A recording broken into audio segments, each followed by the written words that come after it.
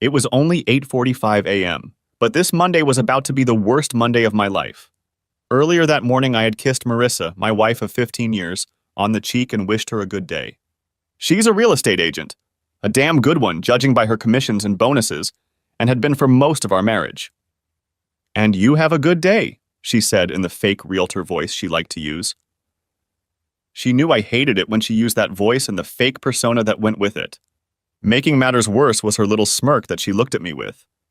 It was like she had some secret she was hiding from me. I made my way to the office, thinking about the work piled up on my desk. I had several reports to finish before the end of the month, which was coming up in just a couple weeks. As usual, I arrived at the office at 7:45, put down my briefcase, and headed to the men's room for coffee. And then it hit me. Standing at the urinal, I felt as if I were running a blade through my penis. I couldn't help myself, I screamed in agony. My immediate supervisor, Alan Randall, was using the urinal 2 stalls away from me. He heard my scream, finished his business, and buttoned his pants before coming over to check on me. "Greg, what's wrong?" he asked worriedly. "By the way, it's me, Greg Watson." "I feel like I'm on fire," I said. We looked into the urinal and saw the greenish discharge from my penis. I had never been so disgusted in my life. "Okay, Greg," Alan said. "Look, go get checked out. Let me know what the doctor says." "I need to finish all these reports," I moaned. "Don't worry about them," he said. "I'll take care of them. In the meantime, you take care of yourself. If you need to take a few days off, let me know. You've got plenty of sick leave in reserve." "Thanks, boss," I said. "I'm sorry about that." "Hey, life happens," he said with a wry smile, trying to cheer me up. I washed my face and went back to my office where I picked up my briefcase. On the way out, I told the receptionist that I would be gone for the next day, maybe more. I thought about going to my regular doctor, but his office was on the other side of town, and I doubted I would be able to get in to see him today, so I decided to go to the Urgent Care Center, located a few blocks from the office. They took samples from me and asked me to sit in the waiting room while they analyzed them. It seemed like an eternity, but it was only half an hour. Finally, a nurse came out and called my name. "Greg Watson!" the young woman called out. I looked up and saw her beckoning me toward her. She was looking at me like I was an insect.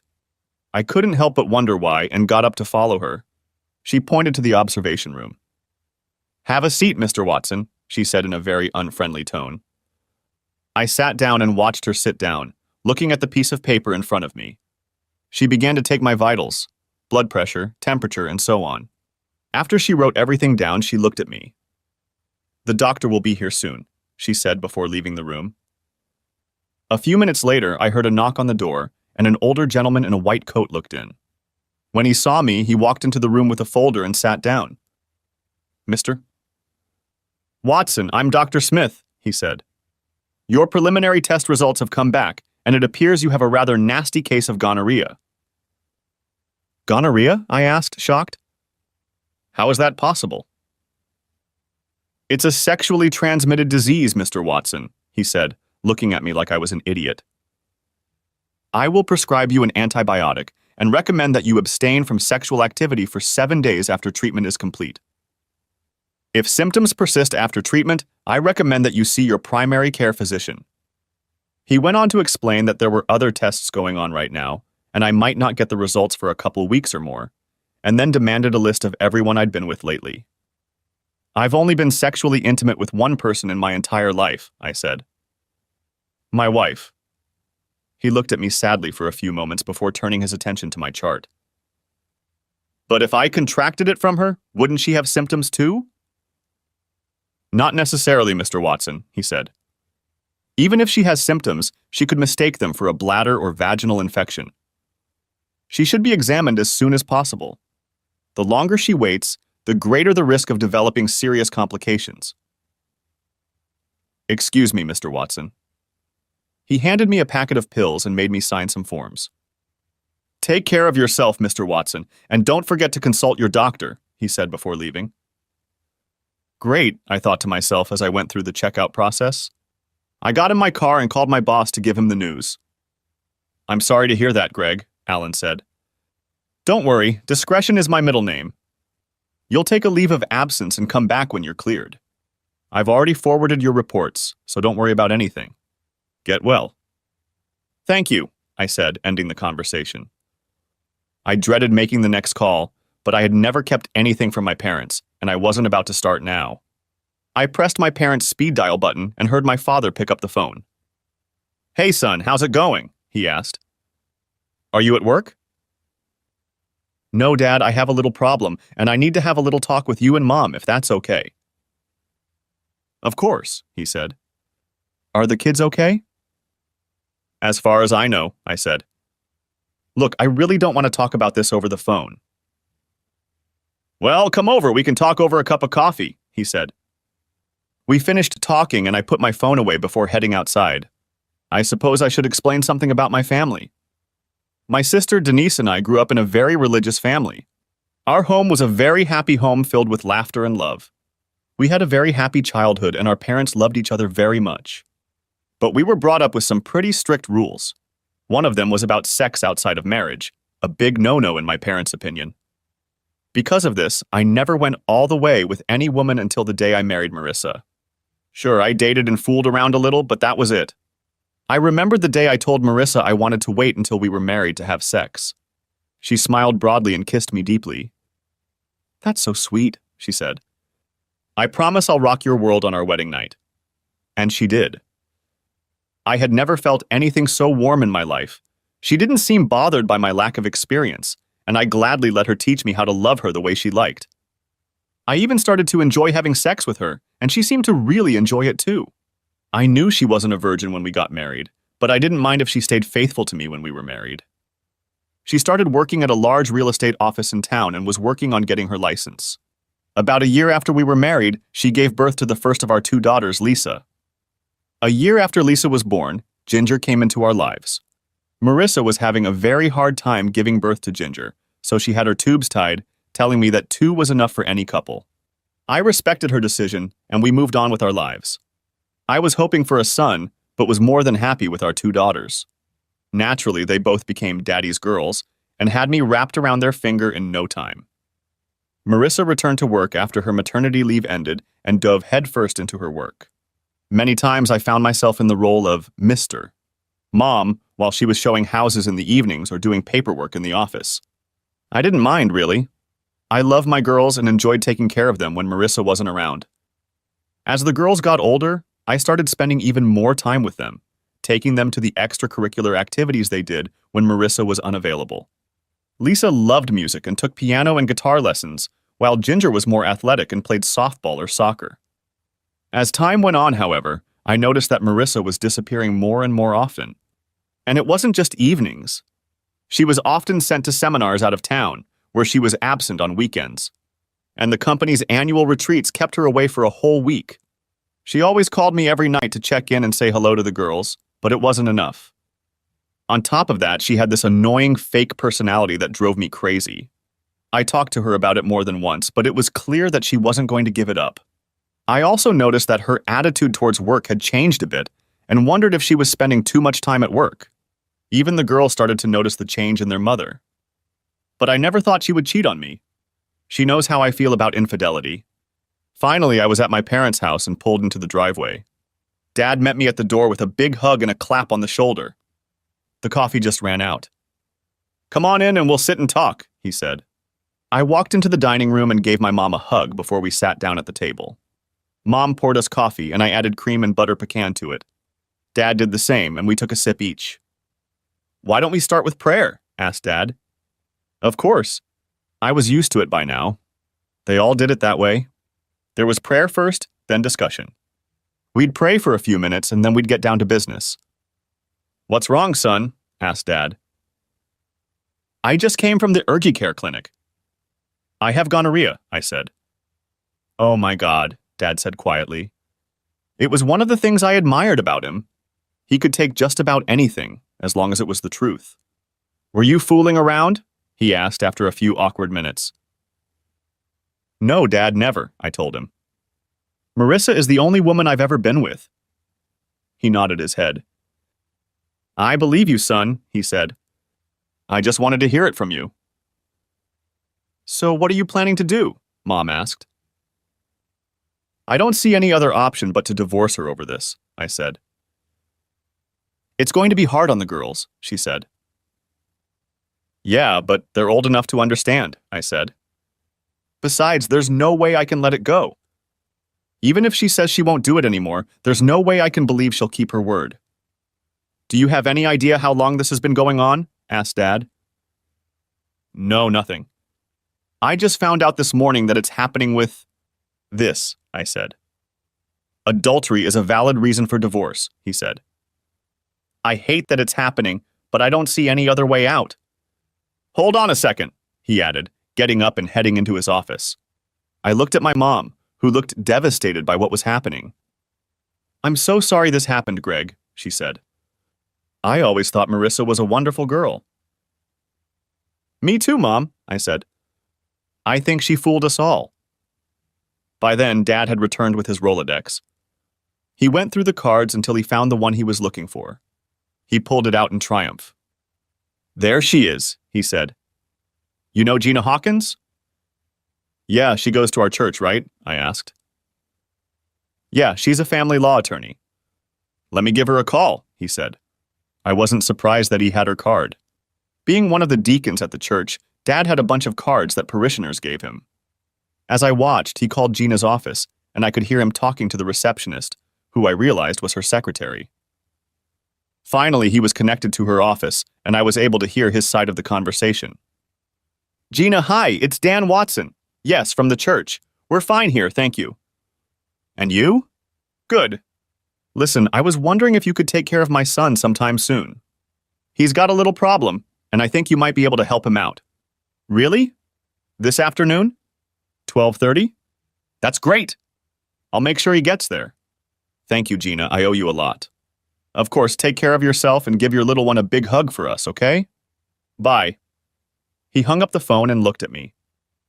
That was Gina. She said she had a canceled appointment, and she can see you today at 12:30, he told me.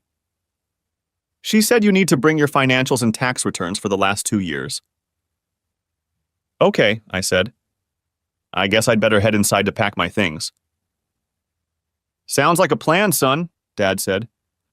You know you're going to have to tell Marissa about the STD. She'll have to get tested too, before she spreads it even further than she already has. Maybe the girl should stay with us for a while, Mom said. The house will probably get a little uncomfortable with all this going on. You're right, Dad said. Maybe they should stay a few days until things settle down. Look, son, why don't you bring the girls after they get home from school? We'll make sure they get to school on time. I will. Thanks, Dad, I said. We talked for a few more minutes and then I got up to leave. Dad hugged me at the door. It'll work out, son, he said.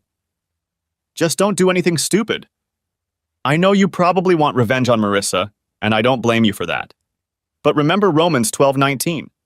Vengeance is mine, I will repay, says the Lord. You got it? I don't want to have to bail you out of jail. You've got 2 girls to think about. I grinned. No problem, Dad. I got it, I told him. I got back in the car and headed home. Dad was right about one thing. I wanted revenge on Marissa and her lover, or lovers. I had loved her exclusively for over 15 years and was more than upset that this was how she had repaid me. I got home and started digging through my files to find my old tax returns. I also had to dig through Marissa's things to find her returns as well. About 8 years ago, she had said she wanted to file separate returns, claiming it would keep us from paying more taxes than we needed to. I agreed with her idea and thought nothing more of it. When I got her tax forms, I found out the real reason she wanted to file separately. It turned out that she had gotten a lot more in bonuses and commissions than I had realized. I knew how much she had put into a joint bank account and wondered where all the extra money had gone. Digging deeper, I found a folder of bank statements. I noticed that they were from a bank we didn't use. Looking at the last statement, I saw that she had managed to put away almost $1 million over the past 8 years. What was she planning? I asked myself. Was this her exit strategy? Was she planning to leave after the kids left for college? I took the statements along with her tax forms and folded them into my folder. I got into my car and was about to get out when my phone beeped, letting me know I had a text message. It was a text from Marissa, letting me know that she had a late show and shouldn't wait for dinner.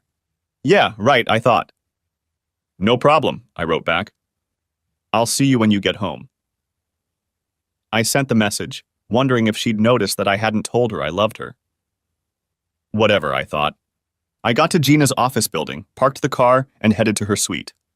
When I walked in there, I was greeted by an attractive blonde receptionist. I'm here to see Gina Hawkins, I said. I have an appointment for 12:30. She looked at her computer for a moment, then smiled and ushered me into Gina's office. Gina stood up and we shook hands. It's good to see you, Greg, she said with a smile. Would you like some coffee? Coffee is great, I said. You're welcome. Gina looked at the receptionist. Could you bring 2 cups? And some butter and nuts? Asked Gina. Sure, the receptionist said and left. She returned a few minutes later with 2 cups and several small capsules filled with butter. Gina motioned for me to sit down and I did. I was surprised to hear from your father this morning, Gina said. So you have a problem that requires my help? Yeah, looks like Marissa's cheating on me, I said. I'm sorry to hear that, Gina replied. I thought you two were the real deal. I thought so too, but apparently not. So why don't you tell me what happened? Asked Gina. I told her about our marriage, ending with the trip to the clinic this morning and the bank statements I found today. Well, I understand how you feel, Gina said. Let me explain a little bit about what divorce is in this state. You see, divorce isn't about justice. It's all about money. More specifically, how much of it you have and how much of it your wife's lawyer can get from you. Although this is a no-fault state, you can file for divorce on the grounds of adultery, but you have to have very strong evidence. What about the STD she passed on to me? I asked. I agree, it sounds very convincing, but her lawyer could easily argue that you got it from another woman, Gina said. You and I both know that's not true, but that doesn't matter. What matters is what the judge will believe. As for the money she put aside, she could easily argue that it was intended as a retirement surprise. You don't believe that for a minute, do you? I asked. No, I don't. It looks like an exit strategy to me. She's obviously waiting for the right time to make her move. I'm guessing she's waiting for the girls to finish school so she won't be left holding the bag. Again, this will be hard to prove in court. So I'm just unlucky then. Is that what you're telling me? No, not at all, she said. I have a private detective, and I can get him on the case as early as this afternoon if you'd like. If she's playing, we'll catch her. Do you want to go that route? It could be quite expensive, but at least you'll have evidence we can use in court. Yeah, let's do it, I said. Okay, she said. Gather all the information you can. Make and model of her car, license plates, that sort of thing. Any idea where she might be? Hold on a second, I said, pulling out my phone. I installed a phone finder app when she lost her cell phone a few months ago. Let me see if it still works. I opened the app and ran a search. According to it, her phone was located at a house on the north side of town. I showed Gina the address and she wrote it down. Okay, let me contact my private investigator, she said, picking up the phone. While I waited, she talked to her private investigator and emailed him the information I had given her. She ended the conversation and looked at me. Okay, we're all set. If there's something going on, we'll know soon enough. Now let's get down to business. I understand you have 2 teenage daughters, is that correct? Yes. Lisa and Ginger. Lisa is 14 and Ginger is 13. Not yet old enough to decide which parent they want to stay with, but getting close. Do you want to seek custody? Yes, I do, I told her. Okay. Just so you know, the courts usually give primary custody to the mother. It may take a while, but we can try. Who is the primary custodian? She asked. Yeah, since Marissa usually goes out for many evenings, I told her. Just curious, are you 100% sure these are your children? I think so, yes. Does it matter at this point? My name is on the birth certificates. I'm the one who raised them, changed their diapers. I'm the one paying for their care. I understand you, she said. But it would still be nice to know for sure, one way or the other. I'll give you the name and address of a lab where you can get a test kit. They usually make them pretty quickly. Okay, I said. What about your house? Are you buying or renting? Neither, I said. The house belonged to my grandparents. After they died, it went into a family trust in my parents' name. They let us live there. Okay, so I won't have to deal with the mortgage. Good, she said. I'm sure there are things in the house that will need to be divided. Generally, joint assets like bank accounts and stuff are divided 50-50. I'll give you a list of what needs to be done when we're done. Okay. Is there anything else? I asked. Not now, she said. I'll start the paperwork, but let's see what my PI comes up with before we proceed. But fill out the checklist anyway. Do you think I should go and meet her face to face? I asked. That's probably not a bad idea. At least let her know she needs to get tested for STDs. That way you won't be liable in case she spreads the infection further. Makes sense, I said. She finished with the paperwork and handed me a checklist and a card with the lab's name on it. Anything else? I asked. That's all for now, she said. Go ahead and deal with it. We'll let you know if and when we get information from the investigator. About the fee, you can ask my secretary. And Greg? Yes? Don't do anything stupid. We'll get through this. It won't be fun, but it'll get better. I know, I said. Thanks for your help. You're welcome, she said. We'll be in touch. With those words, I left, wrote a prepayment check, and headed for the lab. After getting the kit, I went to the bank and checked out most of what Gina had written. Then I headed home. This is probably where most guys would have sat down and gotten drunk off their asses, agonizing over what happens in a situation like this and why. But I didn't. Sure, it hurt. I'd never felt such resentment and betrayal in my life. But I don't drink, and I never have. That was another rule I grew up with. My parents never drank, and neither did I. I did make coffee and sat down at the table with a cup when it was ready. But I didn't have time to ponder the situation as my two angels burst through the door. They usually came home around this time after getting a ride on the bus. But they usually didn't see me when they got home. Daddy, you're home, Lisa said. Are you okay? Yes, Daddy. Why are you home so early? Asked Ginger. It's been a pretty hectic day, I told them. Look, why don't you two go up and pack enough stuff to last you a couple days? You'll stay with your grandparents for a while. Why, Daddy? Asked Ginger. What's going on? Is something wrong with Mom? Did you two have a fight? Actually, yes, something is wrong, and no, your mom and I didn't fight. I'm afraid that might come later, I told them. You caught her cheating, didn't you? Asked Lisa. I looked at her, shocked. What did she know? What makes you think that? I asked her. She lowered her eyes in embarrassment. I heard her talking to someone on the phone a couple times, Lisa said.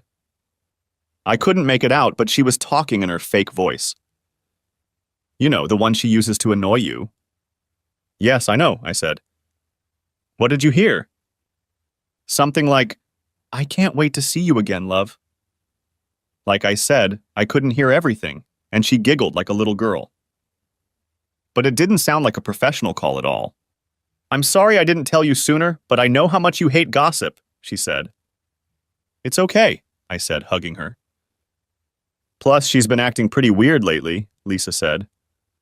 It's like she doesn't have time or desire to talk to us. Do you feel the same way? I asked, looking at Ginger. She nodded her head. Yeah, she said. Like she doesn't want us to bother her or something. Well, you two can bother me anytime you want, I said as I hugged them both. But first I need to swab both of you cheeks.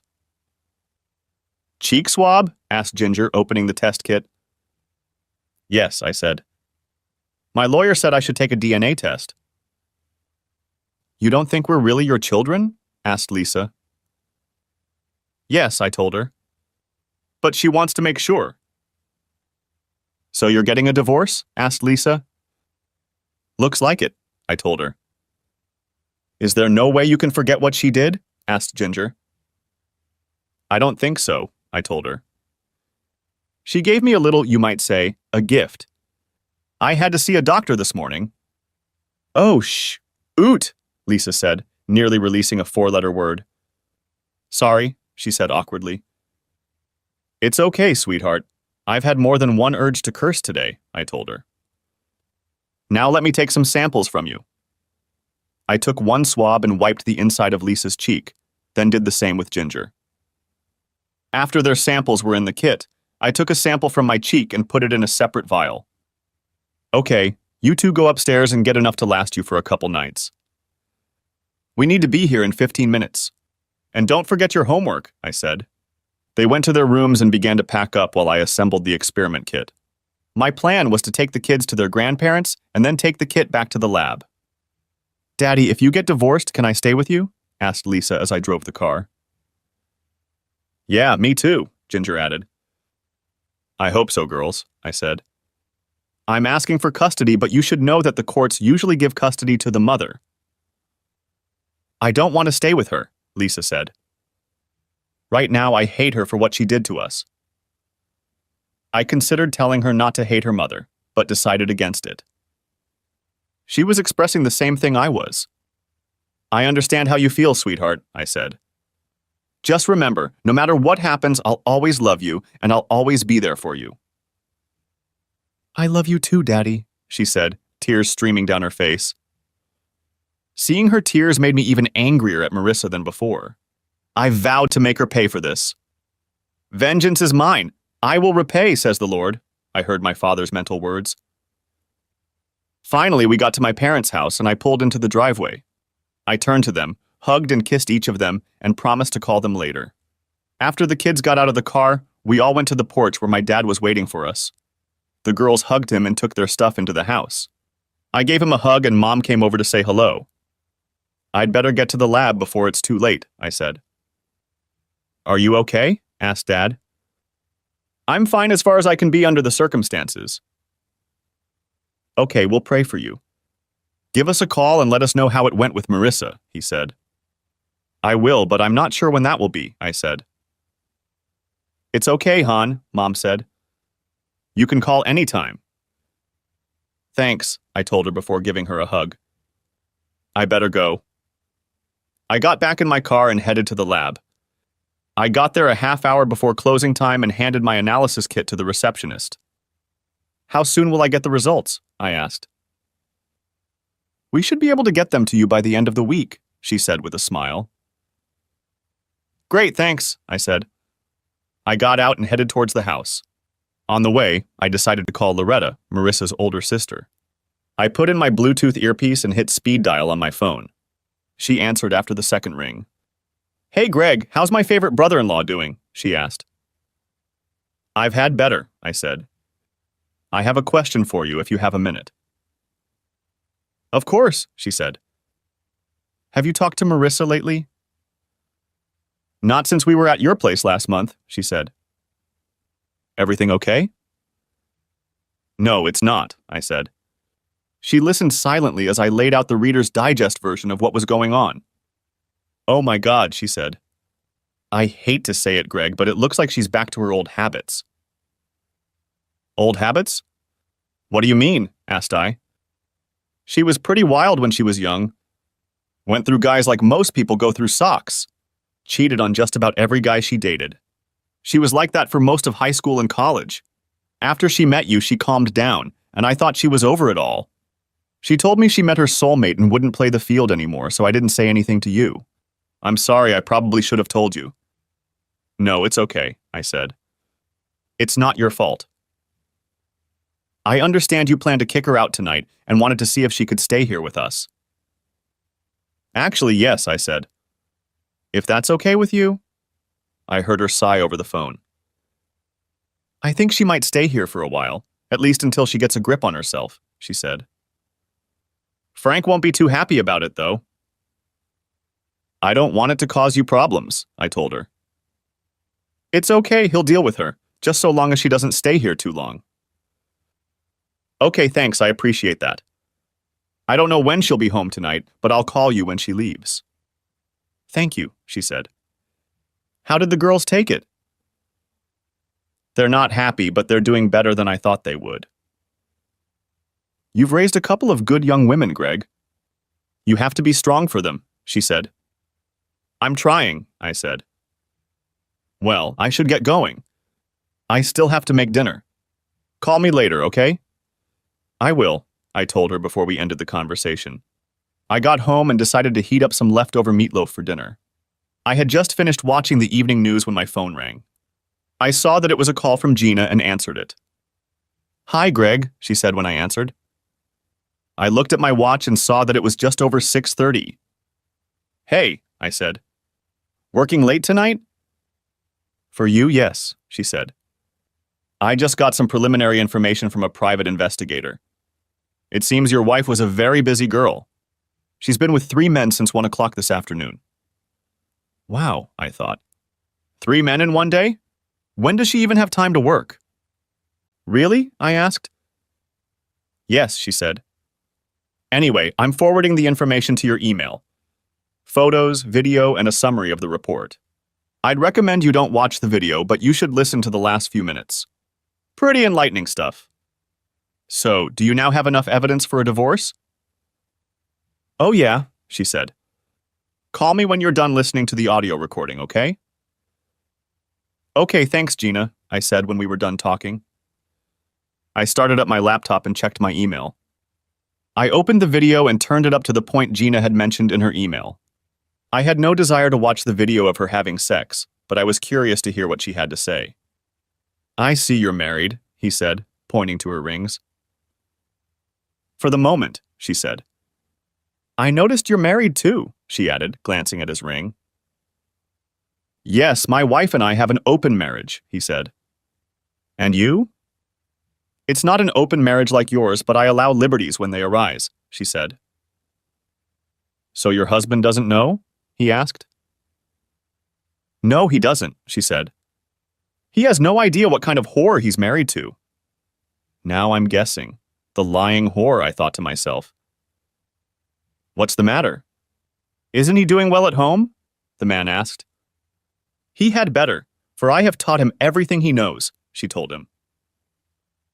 You taught him? The man asked, shocked. Was he a virgin when you got married? Believe it or not, he was, she said. Imagine a 23-year-old virgin. He's a religious freak. Doesn't smoke, doesn't drink. Hell, he doesn't even swear. He'd probably go into a bender if I said shit next to him. He didn't even know how to have sex until we were married. Shit, the man said.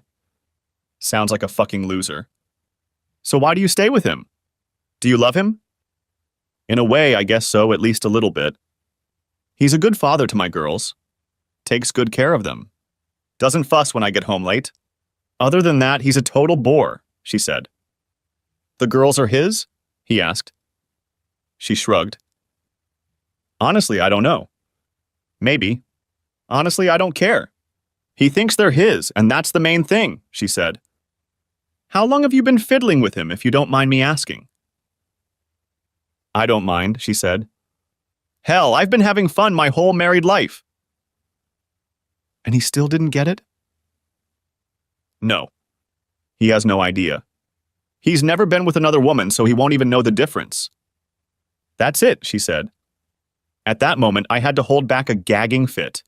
It made me sick to think that she'd been doing this to me the whole time we'd been married. Do you plan to stay with him? Yeah, for now. At least until the girls graduate high school and go off to college, she said. That's about 4 or 5 years from now. I'll have everything ready to run away by then. Why wait? He asked. Because the courts usually give custody to the mother, and the last thing I want to do is end up with 2 teenage girls in my arms, she says. What do you plan to do after this? I plan to celebrate. Maybe have fun with a few people at once. Maybe I'll go on a cruise or retire to Costa Rica or something. I don't know, she said. Oh, I've got a couple guys. Do you think you can get away for the weekend? He asked. Sure, she said. I can tell Greg I have a mandatory weekend seminar or something. He'll believe anything I tell him. Let me know when you can get out and we'll set it up. You have my number. I will, she said with a smile. He glanced at his watch. It's getting late and it's time for me to leave. I look forward to seeing you again, sweetheart. I'm looking forward to it myself, she said. He left the room, and Marissa settled down on the bed with a huge grin on her face. "Oh, Greg," she said to the empty room. "You have no idea what's in store for you." I finished the video and wiped away the tears that were now streaming down my face. I hadn't realized she was so angry. I sighed and dialed Gina's number. "I just finished with the video," I said. "You were right. It was enlightening." "So, how do you want me to proceed?" she asked. "Burn it to the ground," I said firmly. "Consider it done," she said. "What about all those guys she was with?" I asked. "Can we go after them too?" "I'm afraid not," she said. "Alienation of affection lawsuits are no longer allowed in this state. Don't worry about it. I have a feeling things aren't going to go well for them when their wives catch gonorrhea. Vengeance is mine. I will repay, says the Lord, I said quietly, repeating what Dad had told me earlier. Gina giggled at that. "Well, I have to go," she said. "I'll prepare the papers and hand her in this week. She wants to run away, we'll set it up for her. Only it won't be the way she wanted it." "Thanks, Gina, I owe you one," I said. "I'd love to." "Just take good care of your girls," she said. We finished talking and I leaned back on the back of the couch, tears streaming down my face. It pained me to think that I had given Marissa the 15 best years of my life. A few minutes later, my phone buzzed again. It was a call from Marissa. "Hi," I said in response. "Hi, Greg," she said. "Are you okay?" "That doesn't sound good." "It's been a bad day," I said. "What's going on?" "I'm finishing up work." "I think I made another sale," she said. "Okay," I said in a neutral tone. "I'll be leaving soon, so I'll be home in half an hour, okay?" "Yes, of course," I told her. "Okay, I'll see you when I get home." "Love you," she said in her fake voice. "Me too," I said, ending the conversation. I wondered if she noticed that I hadn't told her I loved her, and then I realized I didn't care if she noticed or not. I printed out the 4 pictures, putting them all on one sheet of paper, and put them in a folder. I intended to meet her tonight when she got home. I laid out all my things on the kitchen table, then made a cup of coffee and sat down to wait for Marissa to come home. I waited and waited. After an hour, she still hadn't shown up, but I figured she was probably lingering somewhere, so I kept waiting. 2 hours later, she still hadn't shown up, and I was getting worried. I called her cell phone, but it went straight to voicemail. I left a message and sent her a text, but got no response. 3 hours later, there was still nothing. I started to wonder if she had been in an accident. Almost 3.5 hours later, I got a call on my home phone. I picked up the phone, hoping it was her. But it wasn't. "Greg Watson," I said, picking up the phone. "Mr. Watson, this is Angela Barnes from Mercy Hospital. Are you related to Marissa Watson?" "She's my wife," I said. "Really, not for long." "Mr. Watson, your wife was in an accident and has been brought here for treatment. Can you come as soon as possible?" "Yeah," I said. "Is she okay?" "What happened?" "I'm sorry, sir, I can't give you that information," Angela said. "Her doctor would like to speak with you. When you get here, just ask to be called to the courtesy desk and they'll take care of you." "Thank you," I said. She ended the conversation, and I wondered what had happened. I put the paper with the pictures in an envelope and slipped it into my jacket pocket. I thought about calling Dad or Loretta, but decided to wait until I had more information. I jumped in the car and hit the road. I reached the hospital and went inside. As I approached the courtesy desk, I introduced myself to the middle-aged lady behind the counter and gave her my wife's name as a patient. She checked Marissa on the computer and turned to the other woman next to her. "Would you please escort Mr. Watson to the ICU?" she asked. "Sure," the other woman said and looked at me. She went around the counter and indicated for me to follow her, which I did. We went upstairs to the ICU and I was met by a uniformed police officer. "Mr. Watson?" he asked. "That's me," I said. "I'm Officer Simpson. I'm the one who responded to the report of your wife's accident," he said. "What's wrong?" I asked. "She was driving through the intersection of 3rd and Main when she was hit by a truck." The other driver was drunk, ran a red light and hit her car on the driver's side. "I'm very sorry," he said. "It's okay," I said. Her car was taken to the junkyard. "There's not much left of it," he said, handing me a business card from the tow truck company. "If there's anything I can do to help, give me a call." "Thank you, officer," I said, taking his card. When he left, a man in a white medical coat approached me. "Greg Watson?" he asked. "Yeah?" I asked. "I'm Dr. Blake. I'm the doctor in charge of your wife's treatment. Can we talk for a moment, please?" "Sure," I said. He led me into a small room, closed the door, and sat down in a chair in front of a small round table. I sat in the other chair across from him. "How is my wife doing?" I asked. "She has several broken bones and quite a lot of internal injuries. She also took a severe blow to the head. We've put her in a medically induced coma to help her recover." "But there's more? Did you know your wife has gonorrhea?" "Yes, I learned that firsthand this morning," I said. "And I take it you're being treated for that?" he asked. "Yes," I said. "Good. But that's not all. Our initial tests indicate that she may be HIV positive. We've sent her blood for a full blood test, but it will take a few days, if not weeks, to get the results. Have you been tested for HIV?" "Not that I know of," I said. "They drew blood when I went to urgent care this morning, but I don't know if they checked it." "I suggest you see your primary care physician as soon as possible. Tomorrow would be a good time. The sooner you take the test, the better. If either or both of you test positive, you should discuss this with your doctor. In general, if you practice safe sex and take your medication, you should be able to have a fairly normal sex life," he said. "It depends on her," he said. "It could take anywhere from 10 days to 2 weeks. Depending on how quickly she heals, she could be here for a while after that." "Can I see her now?" I asked. "Of course," he said. "She could really use your support right now." I grinned to myself. He stood up and opened the door.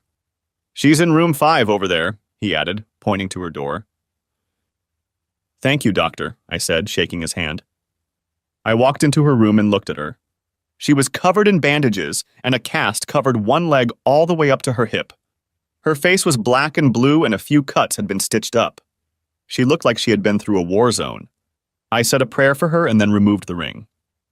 I took out the envelope with the pictures and wrote her name on the front.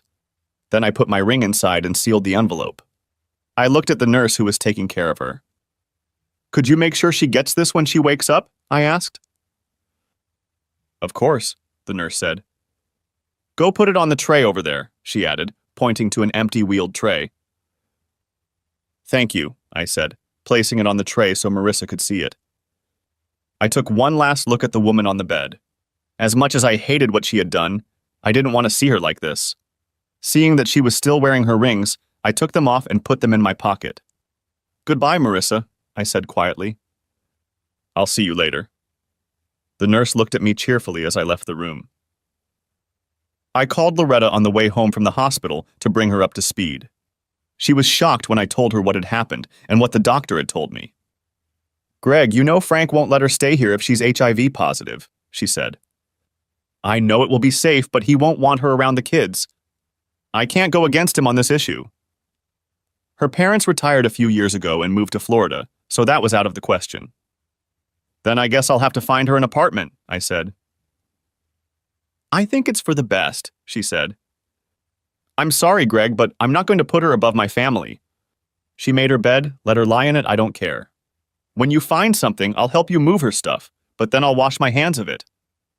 "I understand," I said. "I don't blame you."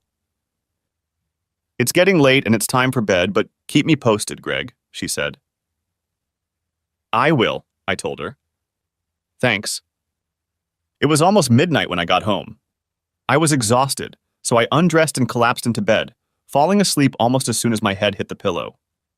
After waking up the next morning, I called the doctor's office to make a same-day appointment. I was a little surprised when they told me they had an appointment available for later that morning. I then called my parents and told them what had happened. They were shocked to hear about the accident and that she might be HIV positive, but said they would take the girls to the hospital if they wanted to see her. I also told them about the evidence that had been handed to me. Dad asked me to forward them to his email address. "It's really bad," I told him. "It's all right, son," he said. "I'm a big boy now." After I forwarded the letter, I called Gina to tell her the news. She was shocked too, but said it would give her time to finalize the divorce papers. I then called Marissa's office to inform them of her accident. They expressed their condolences to me and promised to stop by to see her. The next 2 weeks were hectic. I managed to find a 2-bedroom ground floor apartment with an attached garage, put down a deposit and paid 2 months' rent in advance, all from Marissa's half of the bill. The girls and Loretta arrived, helped pack up all of Marissa's things, including our wedding album, and we drove them to the apartment. I also got the report from the DNA lab and was happy to know that both girls were indeed mine. I couldn't help but smile at that. I met with the insurance adjuster and he inspected Marissa's car. I couldn't help but wonder how she had managed to survive the accident. The insurance agent said the same thing. The car ended up being in an accident. Since the car and the insurance policy were in her name, she would get a check. I got her stuff out of the car and took it to her apartment. "Did you stop by Marissa's?" my mom asked a week after the accident. "No, I haven't," I said. "At least not since that first day." "Why?" "I was just wondering," she said. "She's made it clear that she doesn't care about any of us and she wants to run away." "I'm giving her what she wants. Just not on her schedule," I said. 2 weeks after that fateful Monday, I went to the doctor. I was rid of the gonorrhea Marissa had given me, but the doctor was still waiting to see if she had infected me with something worse. The pain in my groin was almost gone, but the emotional pain I felt in my heart would take a long time to heal. I called Alan and told him I would be back to work the next day, which made him very happy. That same day, I received a call from the hospital informing me that Marissa had finally woken up from her induced coma. The nurse who called said that they were taking tests and examining her, and suggested that I come to see her late that night. That suited me just fine. I called Gina and told her the news. She had filed divorce papers with the court, and we were both waiting for Marissa to wake up so she could be served.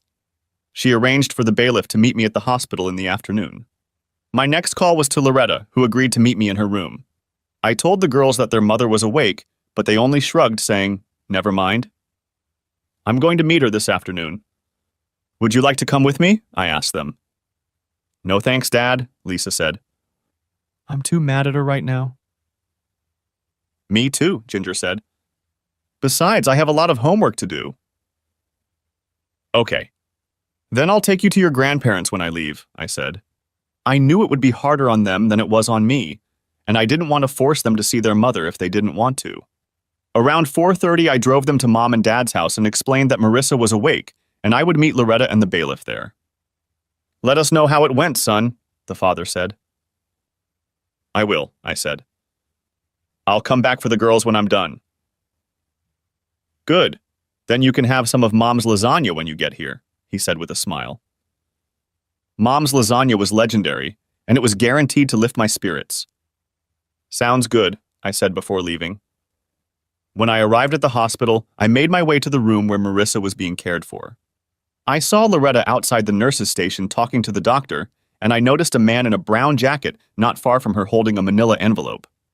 This was undoubtedly the bailiff. I walked over to the nurse's station and spoke to the doctor. "How is she?" I asked. "She's conscious and her vital signs are normal," he said. "The antibiotics we gave her did their job, and we're just monitoring the situation. She seems to be recovering well. However, I want to keep her here for another week, but I think she can go home after that." "Okay," I said. "Is she allowed to have visitors?" "Yes, but not for too long," he said. "I'm not here for long," I told him. He nodded his head understandingly. Loretta and I headed to her room, and the process server joined us. Marissa looked up as we entered. I saw that she had opened the envelope I had left on my first day here. "Hi, Greg." "Loretta," she said quietly. "Marissa," I said in response. Loretta didn't say anything. Marissa looked at me sadly before she spoke. "I take it you all found out," she said, pointing to the envelope. "Yes," I told her. So were you following me or something? How did you know? She asked. You passed your illness on to me, I said. That's how I found out. And yes, I followed you after that. I have pictures, video, and audio. More than enough to prove infidelity. I looked at the bailiff and nodded my head. Before he spoke, he looked at Marissa. Are you Marissa Watson? He asked. Yes, she said quietly. He handed her the envelope and took a picture. You've been served, he said before walking out. You couldn't even wait until I was out of the hospital to serve me? Asked Marissa. No, I said. You were the one who wanted to run away. I just moved your schedule forward a few years. Do the girls know? She asked in response. Yes, they are, I told her. And they don't like you too much right now. That's why they're not here. And you don't have to worry about being zaddled with them. I'm asking for full custody. I will grant you liberal visitation rights if they want to see you. But right now they want nothing to do with you. I don't blame them. Not one bit. She looked at me, shocked that I had used her own language against her. And I understand you hate me too, she said. Hate is a pretty strong word, I said. Let's just say I don't think very highly of you anymore. She nodded her head. Do you think you can forgive me? She asked. Maybe someday when I can look at my girls and no longer see the pain and suffering on their faces. Pain and suffering caused by you, by the way. And by the way, the girls are mine. I had their DNA tested. That's not going to happen, Doc, I said. I see, he said. How long will she be in a coma? I asked. Where will I go when I'm released? She asked. I rented an apartment for you. Loretta has agreed to take you there when you get out. Marissa looked at her older sister when I said that. All your stuff has already been moved, and the utilities are in your name. I pulled out an envelope and held it out to her. This is your half of our joint bills minus the deposit and 2 months' rent on the apartment. Your car was totaled, so you'll get a check for that as well. She took the envelope and nodded her head. By the way, I also know about your little escape fund. My attorney has frozen that account. If you sign the papers, she'll unlock the funds. Minus my half, of course, I said. She looked at me, shocked that I had discovered her nest egg. I'll fight you for it, she said. I don't think that would be very wise, I told her. Unless, of course, you want the evidence I have to go public. They are quite graphic. She deflated when I said that. Have your lawyer go through the papers. I'm sure you'll find them as fair as you can under the circumstances. Then sign them, and we can get this sham marriage over with. Marissa looked at Loretta, hoping her sister would intercede on her behalf, but she didn't. You stupid bitch, Loretta hissed. I warned you years ago that you'd burn if you didn't pull yourself together. You didn't just lie to your husband and children. You lied to me when you said you'd put all that shit behind you. I promised Greg I'd take you back to your apartment when you got out, but that's it. After that, I'm done with you. What? Asked Marissa, tears streaming down her face. I knew how close they were, and I knew my older sister was having a hard time. You heard me, you stupid lying cunt, Loretta said. After I take you to your apartment, I never want to see you again until you clean yourself up. Do you hear me? Sobbing, Marissa nodded her head. I'm so sorry, she cried. That and a $5 bill can buy a cup of coffee, Loretta said. I'm serious. I don't want you anywhere near my family until you pull your head out of your ass. And start by apologizing to your husband and your girls. With tears in her eyes, Marissa looked at me. I'm so sorry, Greg, she said. I know you don't believe me, but I love you. You're right. I don't believe you, I said. Sign the papers, Marissa. End this now. She nodded her head, saying nothing. Goodbye, Marissa. I started to leave, but she spoke before I got to the door. Can I call the girls, Greg? Please? She asked. You can call any time you want, I told her. But I can't guarantee they'll talk to you. I understand, she said quietly. Thank you for that, at least. You're welcome, I said, and turned away from her. As I walked across the room, I could see the unpleasant looks from the nurses. No doubt they disapproved of me handing her the divorce papers at the hospital. Too bad, I thought. I drove to my parents' house and drowned my sorrow in a huge portion of my mom's lasagna. Epilogue. The divorce went smoothly. 3 months later, I was a free man, and not just in one sense. Not only was I free of Marissa, but I learned that I had dodged a bullet and was HIV negative. Oddly enough, Marissa's tests came back negative as well. Gina handed me a check for a little over $450,000, half the money Marissa had kept in her secret account. I didn't need it all, so I put it into 2 accounts for the girls' college education. Life went on for the 3 of us. Lisa and Ginger were my main reason for living these days.